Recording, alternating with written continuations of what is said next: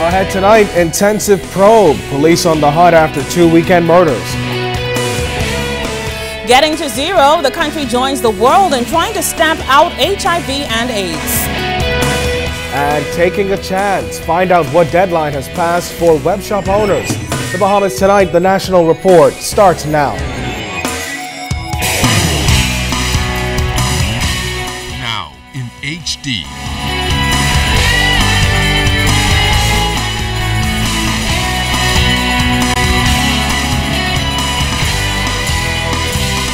ZNS Network presents The Bahamas Tonight. This portion of the news brought to you by BTC Every Day. Police have reported more than 100 murders so far for the year. Good evening, everyone. I'm Candino Knowles. And good Monday evening, Bahamas. I'm Altaviz Munnings. That number climbed by 2 as they probed 2 weekend murders, one in Long Island on Saturday and the other here in the capital earlier this morning. Head of the Central Detective Unit, Chief Superintendent Paul Roll, told members of the press today that 3 people, including 1 female, are in their custody after their attempt to elude police in this morning's incident was foiled. Now, police say an attempt to dance with a female patron of a nightclub in the Coral Harbor Plaza around 2:30 this morning resulted in 1 man shot to the head.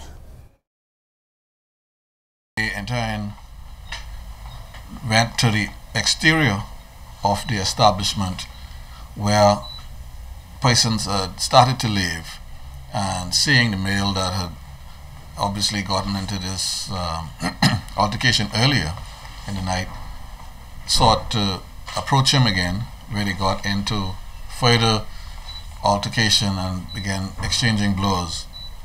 When persons pulled up in a gold color Honda Accord, and 2 of the occupants exited. 1 retrieved a handgun and accosted this male who was involved in the altercation on the inside, and discharged a shot at him, hitting him into the head. The persons got back into this vehicle and sped off.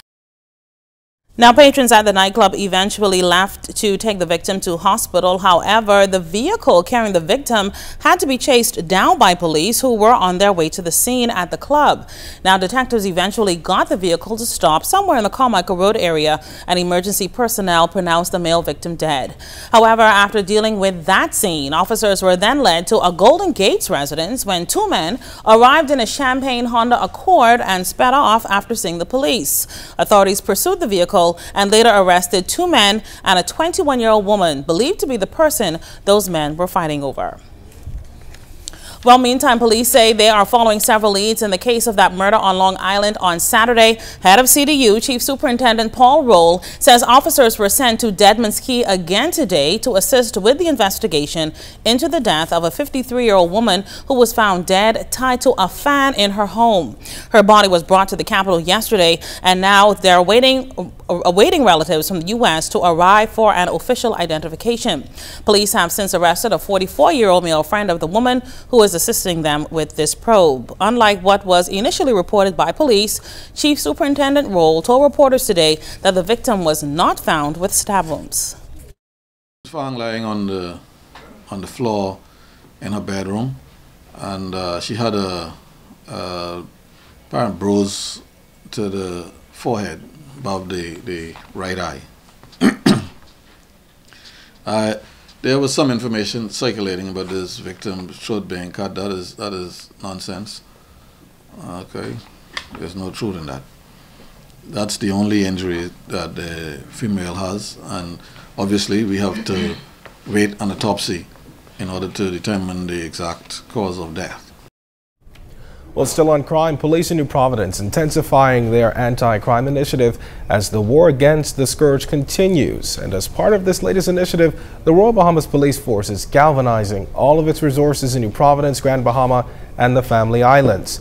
As Joan Davis-Rowe tells us tonight, officers are hoping the move will keep the country safe this Yuletide season.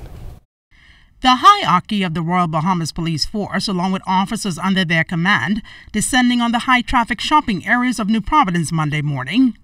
Officers were out in full force, interacting with shoppers, handing out pamphlets and making their presence felt at 3 major locations: the Mall at Marathon, the Southwest Plaza on Carmichael Road, and the heart of the shopping district in the city of Nassau, Frederick and Bay Streets. These officers say they want to put the criminals on notice that there's a zero tolerance for crime and that the police will be on high alert, particularly this holiday season. Assistant Commissioner of Police, Stephen Dean. I'm Stad from the Royal Bahamas Police Force. We know that this is the busiest time of the year. This is the time of the year which store owners and business persons look forward to, where they want to make that hundreds of dollars, and they want to operate in a safe environment. The Royal Bahamas Police Force is cognizant of that. That's why we have a jump start that today we are launching throughout New Providence and in Grand Bahama on our family islands, that we are launching a massive crime prevention campaign to ensure that business persons get the necessary education and how to prevent themselves from being victims of crime, whether personally or whether as a company, as the case may be. Police officials say they will be out in full force this Yuletide season. The goal is to not only protect shop owners, but customers as well. What we plan to do for Carmichael Road District, we plan to have a 3-prong approach where we will have cyclists, we will have foot patrols and more mobile patrols in these areas where people are shopping to make them so they can have a safe Christmas. Now I know you're going into the stores, you're personally touching and really coming in contact with the owners of these stores and persons who run the stores. What do you hope that will do? Well, that will give them a focus on, they could know us, know what we're about. They can reach out to us. If they see anything suspicious, they can call us. They have my cell number, they have the station numbers. They will call us. We get to meet the owners of the stores, also the employees of the stores, which are very important. The criminals always want to prey on unsuspecting persons.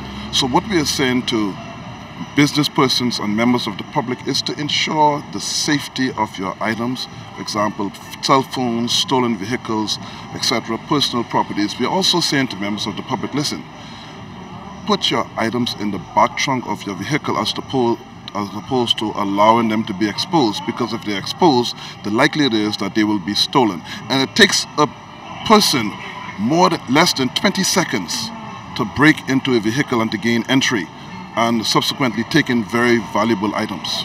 Joan Davis-Rowe, ZNS Network News. In other news, this Monday, today was the deadline for web shop operators to pay taxes on their operations this year. The Gaming Act 2014 indicates web shop owners had until 5 o'clock this afternoon to pay back taxes from July 1st to November 24th for operational expenses.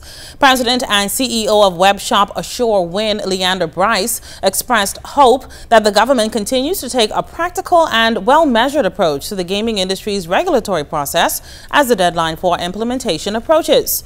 Assure Win, which has expanded to dozens of outlets nationwide, is one of several companies in the $700 million local gaming industry that will be participating in the government's regularization process over the next few months. Mr. Bryce revealed in a statement Sunday that he's cautiously optimistic about the way the process is going so far. All right, well, today is being observed as World AIDS Day. Getting to Zero is the theme, and the Ministry of Health and the World AIDS Day Committee hosted a special service at the Anselm Roman Catholic Church in Fox Hill. A cross-sector of the community was on hand to hear the significant strides being made in bringing awareness to the deadly disease. Officials say AIDS awareness and prevention is key. Today is World AIDS Day. It's held on December 1st every year, and what it really is an opportunity for people to unite worldwide in the fight against HIV and AIDS, to really get to know the facts and improve knowledge and education on HIV and AIDS, to show support for people who are living with HIV and AIDS, and certainly to commemorate the lives of those we've lost to AIDS.